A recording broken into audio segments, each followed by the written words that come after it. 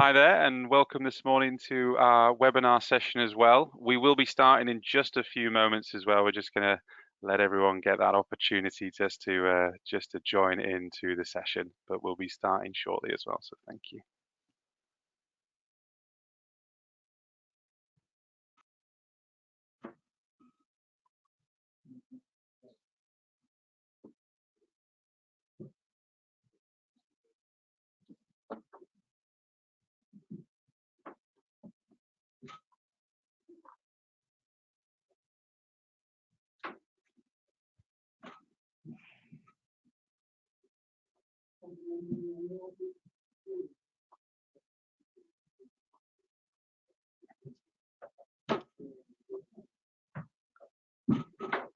Okay, great. I think we're just getting people starting to filter into the session now.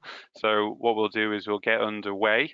So I would just like to say thank you, obviously, for joining us this morning to our kind of webinar session, where we're going to be covering off really a kind of a customer perspective of what can digital transformation help deliver. So for today, you do have oops, sorry, if I can actually get the slides to move forward. You've got two speakers with us today, so I'm very pleased to also welcome Kevin. So Kevin, if you wanted to maybe just quickly say hello. Hi everyone, I'm Kevin Adams. I'm the Director of Data, Digital and Architecture at Cats Protection, with the largest UK feline charity. Brilliant. And so we're very pleased to have Kevin with us, and I will be his, kind of counterpoint in this session as well. So Phil Mercer, the Managing Director of Power On. I always have my strap line of saying I'm technical but not the techie, so I can support a good conversation. But very much, we're looking to kind of be sharing quite a nice session with you today. We're really starting to look at a bit of a customer perspective on a topic that we do find is quite relevant to many customers today. So just to kind of give you a bit of a overview of what we are thinking about covering today.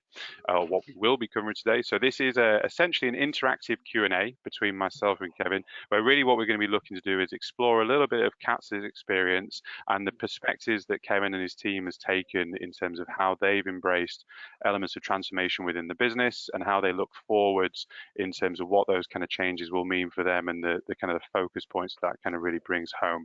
So a couple of points that start to come through with that. It's really kind of what does digital transformation mean, in the context of both for an organization, but also in practice? And really, how does that kind of marry in with some of those drivers and strategy kind of approaches for change? And thinking about some of the challenges that naturally will come in whenever you embrace any transformational program. So we hope to be able to get into a good conversational session today. What I would say as well is, this isn't necessarily meant to be just a closed session between myself and Kevin. If there are questions that you would like to pose, you'd like us to either take either during the session today or potentially as follow-up, then please do share those with us. We're quite open and quite happy to kind of run through. But essentially what we'll do is we'll kind of go through the content and then really kind of give that opportunity at the end if there is a quick few questions, but we may dive in or dive out of questions if they come in and they seem kind of quite appropriate to the moment. So with that being said, what we're going to effectively do is just going to do a quick introduction, because I really appreciate that a few people on the call today might not know who we are, and also, be good for Kevin just to kind of give you a bit of a better grounding on who Cats are, and then we're going to get into the actual kind of conversation. So I don't want to labor the points, necessarily, but essentially Power On, from an organizational point of view, we are a kind of a specialist provider of services to customers and to the industry markets we work with, but effectively that can range across whether it be an ongoing operational managed service or whether that be kind of guidance and advisory support where we can really help a customer enable their teams to be able to move forwards either way. We are a specialist partner, so we work around the management and security arena, all focused around consultancy services, and really within that management space as well, we're managing close now to 30,000 devices, so both a profile of being able to provide that enterprise guidance, but also real world experience of managing these environments and managing the devices and services in practice. We are UK headquartered, but we do work with customers all over the world, and really kind of a fair range of different kind of client sides, but a strong profile within public sector and the voluntary and non-profit third sectors, with also good kind of experience around corporate accounts. But typically any customer sizes from around, I do apologize about background noise, around 250 250 seats to our biggest customers, 120,000. So we do work very much within the kind of that mid and larger enterprise space. And of course, we wouldn't be a partner without making sure we had the relevant accolades, but certainly both across Microsoft Gold competencies, as you would expect, as well as then, more newer advanced specialization capabilities and some unique kind of allocations within what Microsoft referred to as their elite partner program. And we back that up with making sure that our customers have confidence in us, with ensuring that we do kind of cover off those good old regulatory requirements around cybersecurity and quality management as well. But yes, I'll just hand over to Kevin to say a quick hello from CATS. Yeah, thanks, Phil. And some of you may or may not know about us. We are the UK's largest feline charity. Quite an extensive organisation, backed by a large number of volunteers, as many charities actually are as well. And as you can see on the slides, we do home and rehome about 41,000 cats a year, as well as helping over 500 cats. And helping can be anything from neutering, providing behavioural advice, so that we can prevent the relinquishment of cats into our care for rehoming. So you probably know us through the shops. We've got about 121 of those, and we've got 42 specially built rehoming and adoption centres all over the UK. We cover all 4 devolved nations, and yeah, we're out there and helping cats, and that's what we're here to do. All right, that's brilliant. All right, so without further ado, what we're going to kind of do is get into then really kind of as I say, an open dialogue conversation. Purpose of this is to help share awareness and knowledge with the group and with the peers on this call. So do feel free to essentially, like I say, add questions if you have them, but certainly what we'll be looking to do is follow up and kind of share these learnings with all the group on here and otherwise. So I guess, Kevin, it's going to be an interesting chat. It'd be good to kind of get into the detail with you as well. But as a bit of an opener, we've kind of called this session digital transformation. So digital transformation tends to be one of those topics that can be very subjective. So when you think of it, what does digital transformation really mean for you? Well, I think the question, the challenge in the question is it's very subjective. It means probably everything differently to everyone on the call today. I think when I got asked that question, and we did ask ourselves that question as part of our strategy, one of the things that struck me was, well, I will probably have my view, but my business would probably have their view. And what I did when I joined Cats Protection, which is about 2 years ago, was start that dialogue with my senior business leaders, knowing that digitization was coming. We hadn't finalized our strategy, but we knew that digitization was going to play a core role in it. So what we did was basically canvass the views around our organization as to what digital transformation and digitization actually meant. And what we were able to do is actually land on something that is actually quite generic, but actually quite specific to us as well. I think the key thing, and Phil, I think we've got a little slide that actually just sort of describes what it is. It's not the words on there, it's what it means to individuals. And this is now part of our digitization strategy. People see this, they get reminded of it, it means something to them. So I think whatever you talk about when it comes to about digital transformation and digitization, it has to be relevant to the organization that you're actually representing. So rather than going off on being high tech, that's not what we need at Cats Protection. What we really need to do is to look at the culture, practices, processes, and the underlying technology that can support what we want to do, which is primarily to help many more cats that are out there in the UK population today. Yeah, I think it's certainly a very interesting point as well you make around, the digitization as well as then digital kind of transformation in that sense as well, isn't it? Because they can sometimes be very much viewed as, similar sides, but certainly the kind of the digitization part being fundamentally a core building block where it's really around kind of taking what have been kind of certainly for organizations that are longer standing. So for kind of new born in the cloud organizations, then you can certainly start jumping through. But many charities and many obviously current existing organizations have many kind of services that are still based in less digital terms and obviously really needing to be transitioned. And the first fundamental starting point to be able to then provide more accessibility back to your users, and obviously actually being able to start to really kind of embrace a more digital or digitalization rather than just digitization of the actual thing. But always a good bit in difference between language and terminology, really, isn't there? Well, it is, and I think one of the things you just mentioned there is really, really important. You know, we're a charity that's almost 100 years old, and you know, you look at the age profile of us and the people that work with us. It's different from other organisations. It's different from other charities. So, you become too generic in terms of classifying these things, and it means nothing to the organization. So that's where the dialogue, that's where the collaboration comes into it. So it actually means something to individuals. And the pandemic, has actually helped us face into some of the cultural barriers, because there's always all sorts of barriers to digitization.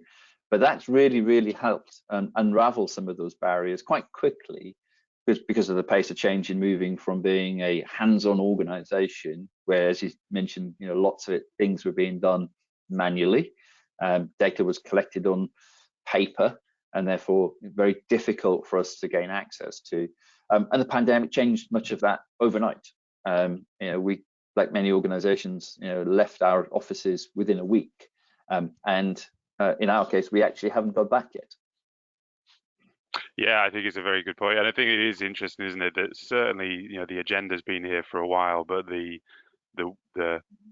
benefit, if you can call it that, of COVID is certainly being able to help people embrace that kind of more, disconnected or less kind of directly kind of physical type work, where you have to be able to engage in more of a digital medium. So certainly kind of pushes that through.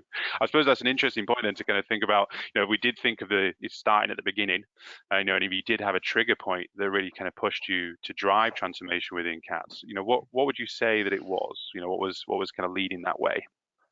So when I joined, I got asked to be part of the team that's developing a brand new strategy for the CAT. So this is a 10-year vision, and we've been doing some work and gathering opportunities, that missed opportunities across the organisation, and setting that new direction for us, which is much more ambitious than what we do today.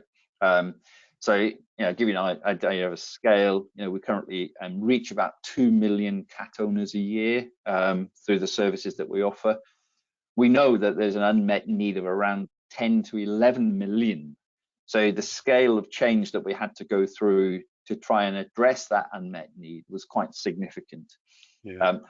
And it was the realization that if we carry on doing what we do today in the way that we do things today, then we cannot reach that target audience, and we will be not addressing the unmet need that we know is out there. So that was really the start of that whole, okay, so what do we need to do around this area? And it started, obviously, the whole conversation around digital. So it came from the business. I think, obviously, in technology, we're more used to technology and the adaptation of it in terms of business, but actually finding the real driver for it is actually looking back into our organization and saying, yes, we can deliver much more, but we're going to have to fundamentally change the way we do things, and digitization plays a part in making that happen.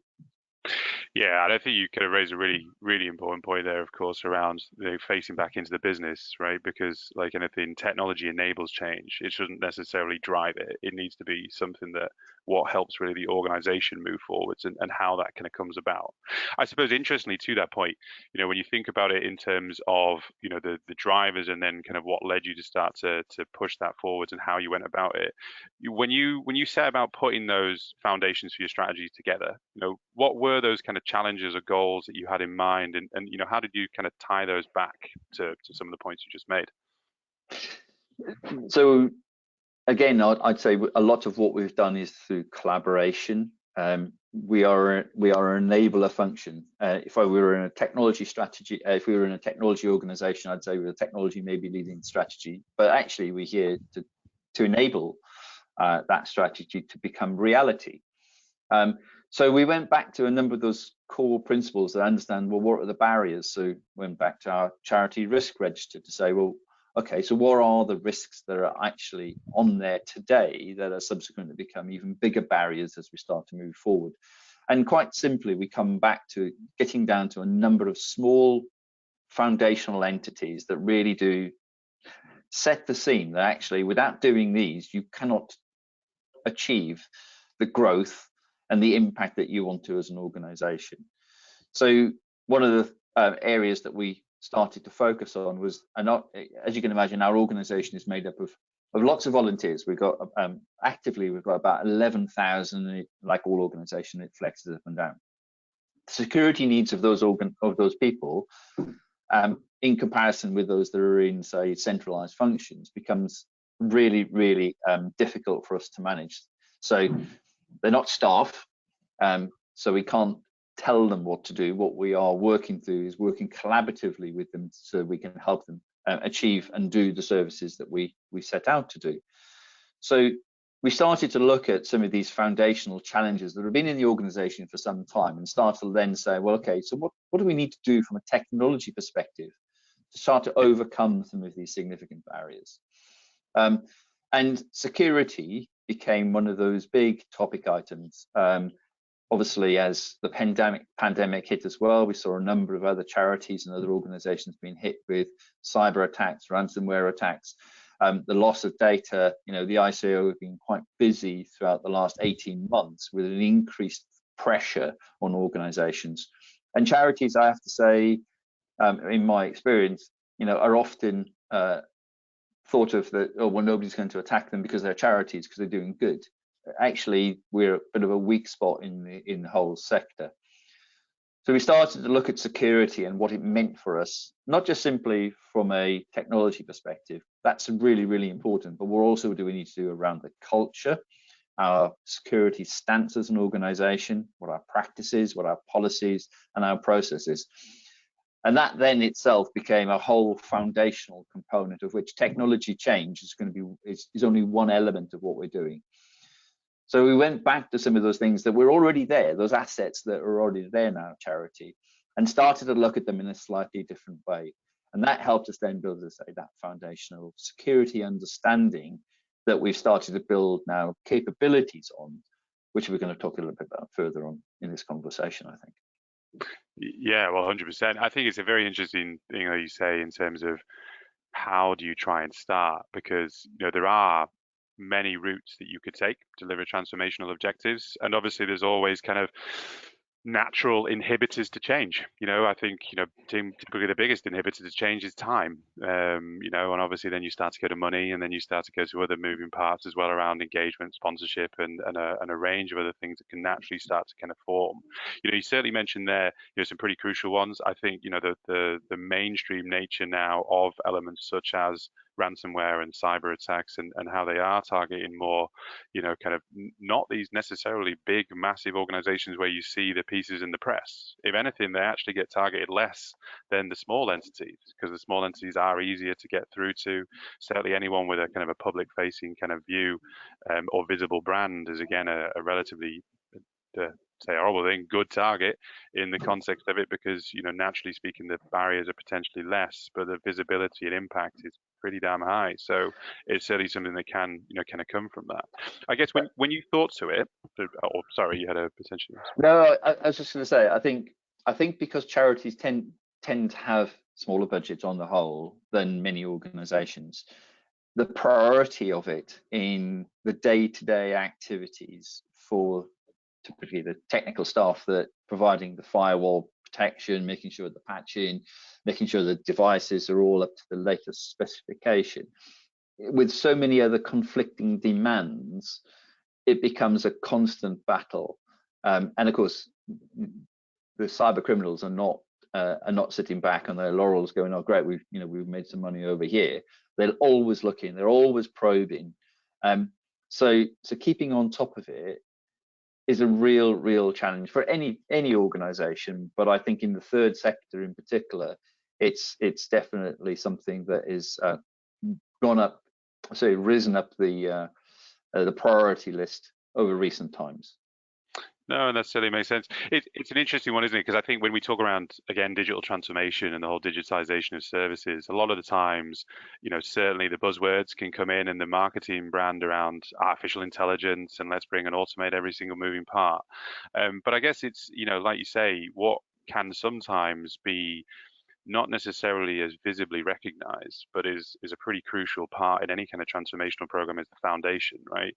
I think a lot of the times it's something that can be considered um, commodity, which is not necessarily untrue in the statement to it, but certainly those kind of common IT services where we are talking around how to provide good management, good access to services, security at a core, and those things. Those are all the fundamental building blocks. Certainly would be the kind of experiences that we've kind of taken with customers. I guess from your perspective, when you thought about those kind of key priorities, and you mentioned it's in security, you know, obviously some of the nice shiny elements of the front end, the kind of the more reinvention or reimagining of how you deliver services does come into where you can then now have new mediums. But as we kind of talked earlier, it's crucial that you've started to go through that solid process of digitizing your existing ways of working, so you then have the option to start to engage digitally in it. But when you thought today, say some of those identification of your key priorities to get started, you mentioned that security very relevant to, of course, the what was seen in the market around cyber threats and the access, and as well as just providing more general remote access and secure working ways. But what did you think about when you thought about those key priorities to get started on, or alongside or with that same kind of piece? So, as you say, there's often a very, very long list of things that you can start to take a look at. What I and my team did was, well, we had a list, and what we wanted to do was test our list against what the businesses wanted to achieve. Yeah. So that, and also through that dialogue, what we started to unravel quite quickly, if I'm honest, was actually, yes, there was a huge amount of ambition in our organization, but a realization that perhaps some of the foundations weren't there. So it was a lot easier for us to have a conversation about investing in some of those commodity services as a means of moving on to doing things much more ambitiously than we have in the past. And I think we had some really good examples where the organization had tried to do some things in the past, but had failed. So there was always a good use case to go back to this as, oh, the reason why that won't work is because we need to do this. It's all a collaboration, particularly with our business, because as I say, we provide the plumbing, we provide the access, we provide the controls, we provide all of the kit. But actually, I don't control what people do with it at the end of it. That's an operational culture and a process that they're following. So working more closely with the organization, reaching out to them, understanding where they want to go, and then starting to say, okay, well, we start to build a roadmap of capabilities. And what we have been doing is using not technology terms, but actually talking about business capabilities. What does this do for our business? And I think we've got a slide that talks about some of that in a very, very, very, very high level in terms of what a roadmap might look like. And where do you start? Because you've got to start somewhere, and you've got to start with actually saying, well, actually, where do we want to be? So that's the conversation with your business. So we can start to have those building conversations. But we are back in 2021, and in fact, this was actually originally devised in 2020, where we were doing all of that data gathering and saying, okay, well, if we want to be mobile first as an organization, if we want to unleash the 11,500 volunteers that we have across our organization, I'm not going to issue them with devices. We're going to have to. We can't afford to, but we want it to be digital. Therefore, we need to think about how do we enable bring your own device. Well, you've got to do things in order to allow that to happen. And what we've done is pull this very, very high level. I'm sure others have seen something similar as well. It's not right. It's not wrong. It's appropriate for us. And this is the process that we're going through. So the things down the bottom are obviously the things that we're working on at the moment. And I think that's really important as well, what you said there as well around appropriateness to yourselves as well, right? Because a lot of kind of side of change can be very situational, very environmental as well in terms of what actually starts to motivate organizations to move forwards. But I think, again, as you've touched on, really that key around bringing the kind of a strong foundation so that you can then build on and then actually bring more efficiency in is a really kind of key element to achieving any success, because unfortunately great plans only come when they're executed effectively, right? And you can't really execute without time, and you need to be able to help yourself with more time. I think it's an interesting one as well when we start also looking towards, again, not to draw this, because actually what you tend to find a lot of the times now is a lot more about pragmatism in the transformations. So how do we actually leverage a lot of the newer capabilities that actually for most organizations they haven't yet been able to truly realize, just simply because of internal operational change? Because you make a very good point. We as IT providers are service providers to our organizations. So it's around how do we help the end users embrace change as well, and they don't necessarily want to move at the same pace that we might want them to move as well. So there is a cultural shift, and that certainly is a pretty crucial point. But actually, you can achieve pretty good results in terms of supporting change in working practices with what may be considered relatively simple technology changes. They're still difficult to implement. They still take time in terms of being able to realize.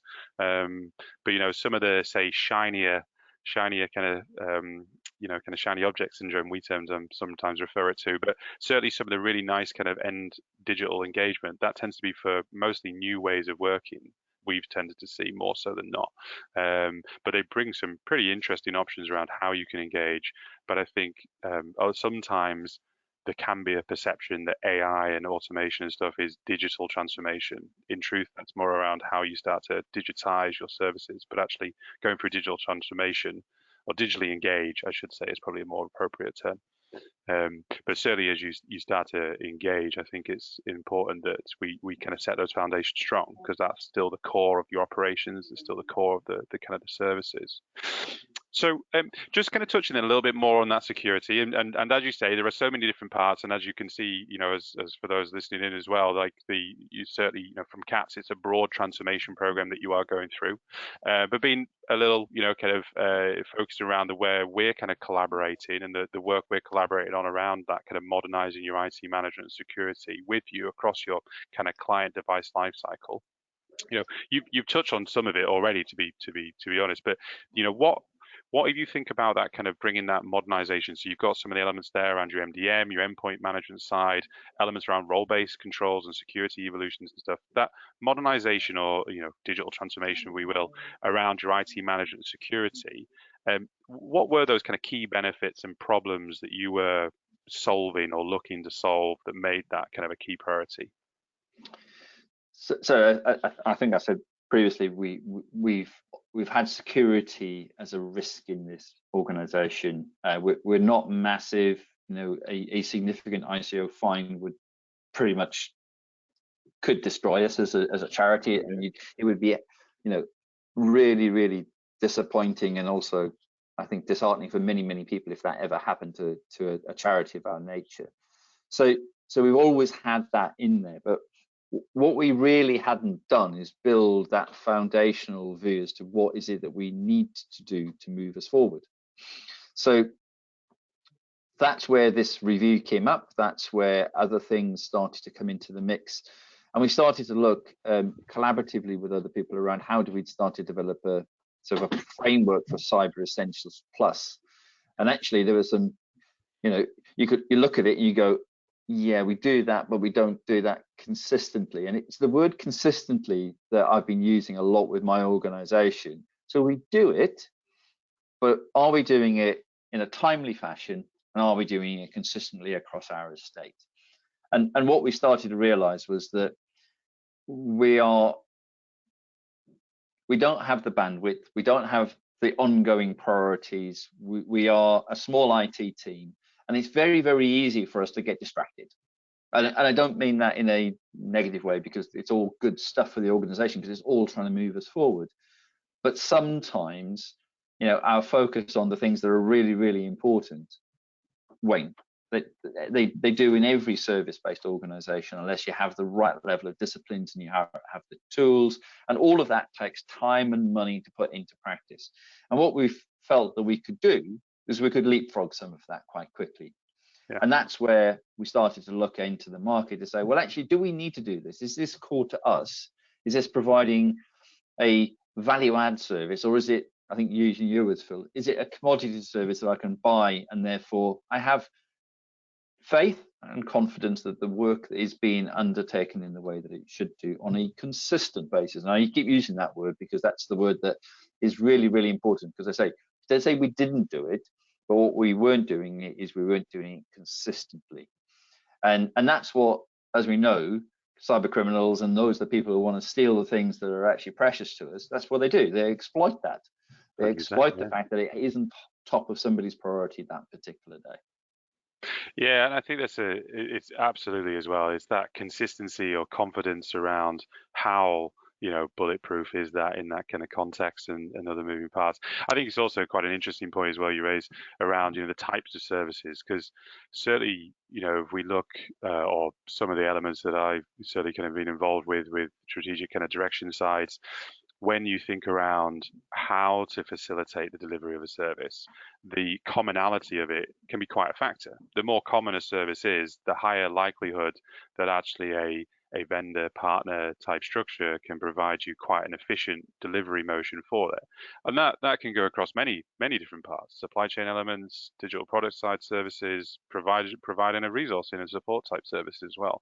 That kind of commonality. Whereas newer generational pieces can provide, quite a lot of unique elements which really require a higher degree of time from internal teams that have that kind of local knowledge, that local experience of the organization, and can then really start to kind of take something that is newer and work to try and see how that kind of is brought to bear. Whereas that kind of more common service or commodity type service tends to be quite a good target. Now, I would potentially say that because I'm potentially slightly biased in that conversation, but it's certainly from experience and truth, that's where we have seen it. So I can only talk from a perspective. But actually, it'd be really interesting to see yours because obviously we're very pleased to be working alongside you and the team as you as that kind of managed delivery partner with you, working as part of your IT function.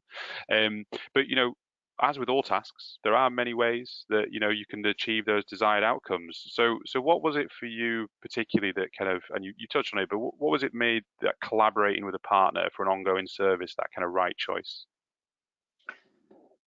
So I think we identified a problem, and I use that as a sort of it's not a problem in its traditional sense, but we recognized that we weren't able to provide the consistency of services and a range of services. And we're not just talking about patching here, we're talking about basically a whole suite of things.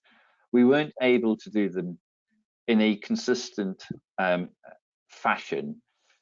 And when we checked ourselves against the Cyber Essentials Plus accreditation methodology, there was a clear need for us to do something in that space. Now, I think like many organizations, this is stuff that is, Jimmy and John's day job, but Jimmy and John have multiple day jobs, and getting them to acknowledge, and us as an organization to acknowledge that actually we can't always do things to the standard and the way that we would like to internally without substantial investment, meant that we had to face into a number of cultural issues that actually we are going to have to think about doing things different. Outsourcing was one of those things that we don't do naturally, and in fact many charities don't, because it's often felt that it's easier to manage that service in-house. Yeah. So we went through a whole process of working with internal teams, i.e. the IT function, as well as asking our business in terms of what they felt would be the right appropriate solution. Bear in mind that we've got a short vision here. This is 3 years, but our strategy is a 10-year strategy. So where do we want to be in 10 years' time? It soon became, I think, apparent that actually outsourcing with the right partner, I will say the right partner is really, really important. We've all I know I've made the mistake of outsourcing to the wrong partner, and then you end up spending your life managing that partner in the way that you had envisaged that relationship would evolve. But finding the right partner is obviously key as well. It was a lot easier to have those conversations than I had originally envisaged, particularly with some of my business colleagues who have insourced a lot of services that theoretically could be outsourced. So there was a number of things, as I say, that we went through. I think it was as much about hearts and minds as anything else. I think what won it, if I'm actually honest, was the ability to articulate what might happen if it wasn't done. You know, Okay. it sounds like we're frightening people into making into the decisions, but it's not, because when this crisis happens, it happens, and you have to be able to respond to it effectively. Having had personal experience of it, I could bring it to life for people. So I think that's one of the advantages as well. If you've ever had one of those crises where we hadn't done something, but we should have done something purely because it wasn't high enough on somebody's priority list, and therefore you have an incident. I think bringing it to life for people and recognizing that actually these little things that happen on a daily basis, a weekly basis, are so important. It's the things that really, really do make everything else effective and work in the way that we would like it to. And that needs to be the bedrock of a growth strategy. Because if you've got no confidence that that's going to happen, the ability to grow in the way that we would want to, it suddenly gets compromised. It's the house on sand, I think, as some people call it. You need to have those strong foundations. And actually, what we have been able to do is obviously articulate what those strong foundations are. We've built them into a service contract. We found the right partner. And now we're in the process of implementing those services, which is really, really exciting for us. Yeah, well, I couldn't agree with you more on the kind of the strong foundational side as well. It's hard to build, a tower on something that essentially, like you say, is not firm and solid underneath, really. So, the nice, shinier or kind of more visible elements of it have to be built on strong foundations, and they enable as well, right? In terms of that, which I think is also always an important one to bear in mind. It is interesting as well when we think around, like you say, the urgency and how you start to align in from a business and making it more real for them, because like you rightly say, it's an interesting one. Certainly if you go back a few years, a lot of sales tactics, should we say, around security was all people in hoodies and kind of dark lords that will suddenly get into you. But there is a fundamental thing around kind of enterprise risk, and sometimes risk can be very hard to understand for those that might not have necessarily personally experienced it. But it does fundamentally come down to the brass taxes of likelihood versus impact, and then just taking a measured or proportional decision for your organization around based on what you're able to do or resourced or can get support for versus then what you can mitigate from your risk profile, really, isn't it? Well, it's interesting because when I looked at the risk register when I first joined, this was on there. But when you look at our response to it, I think we're taking a traditional view that says, oh, if we do this stuff, it's going to be okay. And in reality, when you really start to unpackage that risk component, and it's the enterprise risk, it's the charity risk for us, actually, it wasn't enough. Even though it was a significant risk for us, what we had committed to wasn't enough. And that's not because I think people didn't recognize it as a risk, but they needed to have a different perspective on it, and probably a more open conversation about genuinely what it would do to us as an organization. And therefore, it's the management response to that risk.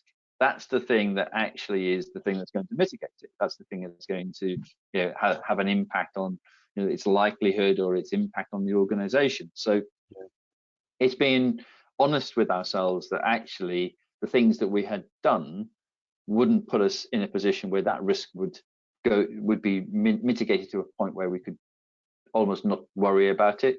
It's still our number one risk today, but actually we're much more confident in the approach that we're taking to mitigate that risk through the work that we've been doing, not just simply on this technology capability roadmap, but in a cultural stance, a posture, and understanding what does it mean for us as an organization as well.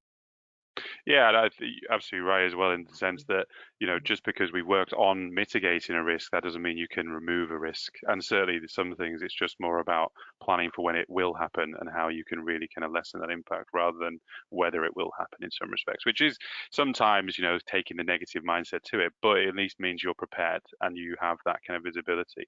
I think really it kind of loops back to what you said right at the start, the ability to tie back to the business and be able to make that real for the business and kind of connect with their objective is a crucial element to obviously being able to support from a technology strategy, and elements that will then drive reduction and mitigation of that enterprise risk factors that do also kind of play a fairly big part now really in the decision making process. So that's all very good, and thank you for that as well. I think then probably just being conscious of time, we're always a little bit over, but finally, what I guess advice would you give to someone, and started on this type of a journey? Would there be a few hit points, or a kind of a one kind of piece of advice, the golden nugget? Well, I'd never say that I'd have any sort of golden nuggets, but I think what I found over the years is actually, I think you mentioned it a couple of times, is work with your business. As you say, IT is a key enabler, but then every organization has key enablers within it as well. But understand where they are coming from, understand their ambitions, and then help them understand the things that have to be put into place from a technology perspective that sequentially need to be building up to that vision that they want. Every leader in every part of their organization will have a vision for their part of the organization, or even as an organization, they've got strong ambitions. It's very difficult to get to that end point without understanding how you're going to put those foundational capabilities that give you that end desired state. And I think people use fancy words like as is and to be. What we're talking about here is quite simply, what is it you need to start to do first to allow you to do the next thing, and then the next thing, and then the next thing, and then eventually through that process of evolution. And some people would say, well, you can leapfrog some of that, and you can, but you've got to make those decisions at the appropriate time. You can't make them too early on, because you've got to do some things first. And that was a real eye opener, I think, for a number of my business colleagues to say, oh, well, we want to do this. Great. You know what? Fully support that ambition. And actually, technology is a key enabler. But to do that, I have to do this.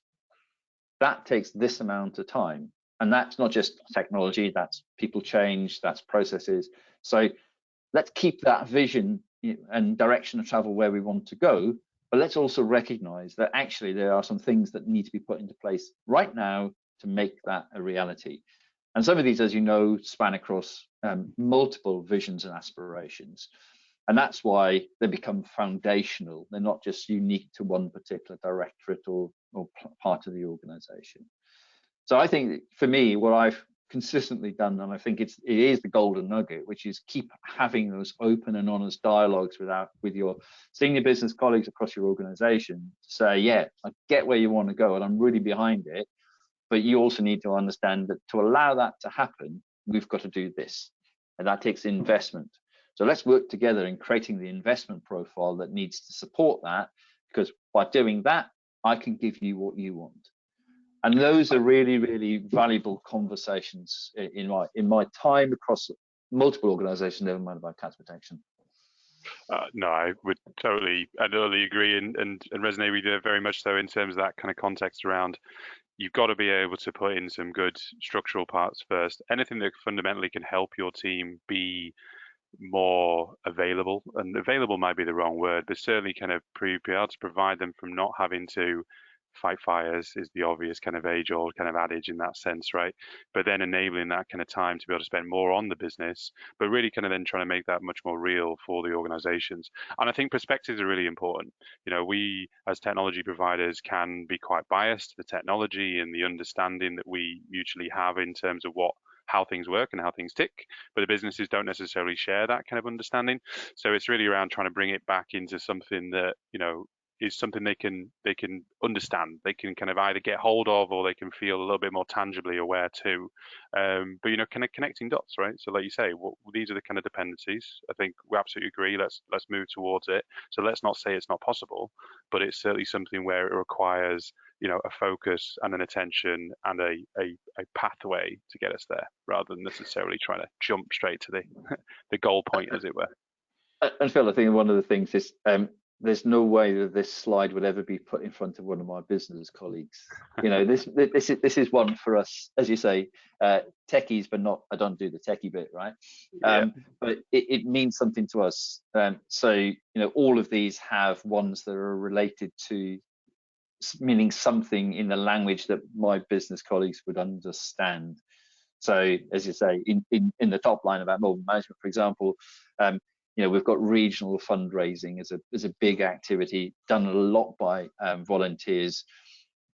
They need to use their own devices to use their applications that provide us with that fundraising capability. So all of a sudden, it's about, in fundraising, it would be all about regional fundraising.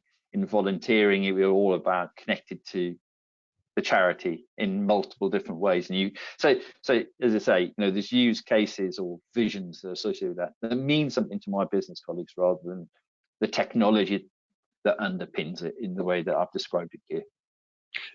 Yeah, can agree with you more. You know, I know even like simple examples where, you know, people were. I remember a conversation I was having around with a team where a bunch of the technical team were talking around why to change a browser, and all the technical facts and figures and everything else, and someone just said, "Well, it'd just be quicker." Like, all right, that'll do. Job done. Agreed. Right, signed off. Let's crack on. But that was literally what, you know, the business person connected with. It's just like, all right, so hang on, you meaning that when I'm loading those apps, it'll just work quicker? Yes, that's what we mean. Okay, brilliant. I'm on board with that. I I've know got a that's project quite again. Yeah, yeah, exactly. Exactly. it's a somewhat gross simplification, but in sense, it's actually exactly what it kind of comes down to, really. Yeah, Um, and it's interesting. They're not cared about, you know, what do we need to do in terms of compatibility testing to allow all of that to happen. It's irrelevant. It'll be faster, quicker, and it'll be easier. Oh, right, fantastic. You know what? Now you're talking my language. Agreed. No, agreed. Well, so I would obviously like to say, you know, very much thank you for that as well. That's been very useful, and I'm sure our attendees have, you know, certainly found that very useful as well. I think just to kind of bring it home for the audience on this as well, not going to spend the next 20 minutes trying to sell things to you or anything like that, but essentially just to give you a bit of an idea as well. You know, we've kind of touched on a few kind of key points as well through the session around enabling digital transformation. It can be very difficult to think about where to start and how to start, and obviously where you start to build some of those building blocks. So typically, you know, it's very easy for me to say, but I can say it with genuine meaning. You know, we do look for that kind of partnership type of approach when we work and support with customers. You know, as the, you know, kind of great partnership that we're developing with Cats and the teams there. But essentially, in the kind of context of that, although I managed to break some of my animations, there you go. But you know, we can assist if anyone needed help from either just that high level guidance, giving some ideas of where to start, how to start to make progress, because you know, perspectives are key. Having to see that experience and how that's kind of come through is also something that'll just help you get on that road that much quicker. You know, and certainly there from both giving that providence and guidance to helping you build and progress to right the way through, if you'd like to work with us on that more ongoing partnership type services, we can help. But you know, as we talked about before, you know, there are many different ways to actually achieve an outcome, and it's obviously about what's right, fit, and appropriate for your organization. But you know, I think touching on, you know, what Kevin mentioned as well, and I'll totally take that in terms of the right partner. You know, I suppose just to kind of touch on it, I've also would very much echo in certainly my early days of when I was working in consultancy and IT transformation.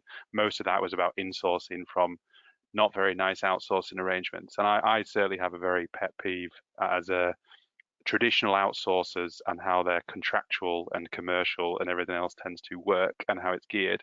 So not to labor the point, but essentially we very much believe in doing it somewhat differently. So we kind of talk very much to a teaming arrangement. So we tend to have the nice moniker of smart teaming for our badge. But really that is around how we want to work collaboratively with you as part of your IT function. And we can get into the more structural processes around things like SIAM under the ITIL disciplines and all that kind of good stuff. But fundamentally, it's about working as a component part of your team and really helping you deliver that. And if we look around management and security, whether that be across just providing you platforms to be able to manage your devices wherever they are, actually the whole life cycle of devices, both primary desktop and mobile, as well as being able to help that kind of cloud PC, more modern VDI type of solutions, extended ways of delivering service to your users, all the capabilities which we can provide and support to you. So like I say, don't want to necessarily overlabor the point, but there's certainly kind of a lot of advice, either from a point of view of guidance and advisory can help you with, right through to the operational kind of support and doing as well. But I think, just in respect of that then, as a kind of a closing statement, we'll certainly kind of follow up and just be in touch just to make sure that both you get access to a copy of the recording slides and other bits and pieces. Do feel free to sign up to the newsletter, as we do like to kind of conduct sessions like this where we kind of help share knowledge, help share perspectives from customers, and obviously we'd love feedback. So if there's anything you could like to kind of let us know, or kind of follow-up questions you might have from this, then do feel free to reach out. But I would just like to say, again, a very big thank you to Kevin. I think, Kevin, thank you for joining us on the session today. Certainly your inputs and insights, I would say, have been very valuable, and it gives a really nice perspective to someone who's really going through it, and as well, not just going through it, but driving that change as well at an organization level. Thanks for asking me, Phil. And I just want to make one comment about the engagement part. I think I do labour the point about finding the right partner. And I think what my experience of working with you is that when we started to unravel what the problem statement was and how my business was feeling, we were able to do that open and honest consultation around, okay, so you're not uncommon. And it was really nice to know that these problems were not uncommon in the sector. And actually what we decided to do then is obviously build out that relationship over time in terms of what was appropriate for Cat's protection. And I can honestly say that we never felt there was a hard sell. We knew there was going to be some commercial discussion at some point, but what we did was focused on our business needs and how you could help. So yeah, that really worked for us. And I know it's non-traditional, having been in this sector for far too long. No, it's very good. Thank you for that as well. I think I'm a big believer of those that will taught to me of having intent behind whatever you do, right? And intent is actually one of the most important things. I tend to try and phrase it, which is always an interesting one whenever you kind of get into conversations, because commercial things can always feel a bit. But our job is not to sell you anything. Our job is to help you buy better. Like, if there's something you need to support, how can we help you find what's right for you? And that's really what our job is, and that's the intent that we do try and look to take. So it's good to hear as well, and thank you for obviously saying that as well. But certainly that is something that we very much believe in as a business and drive as an organization as well. So yeah, thank you very much. All right. Well, I would say, as always, we love to overrun, but we've done well for time. But it's been a very good conversation, and so I hope everyone has found that useful that's been on the call with us, and can see that everyone's pretty much managed to stay with us through the call. So I do appreciate your attendance and time with us. Of course, feel free to get in touch. As we mentioned, you can reach out to your account manager if you have one, or just generally reach out to us, if there's any kind of follow-up or questions that you might have. But I'd like to just say thank you, and that's all, folks.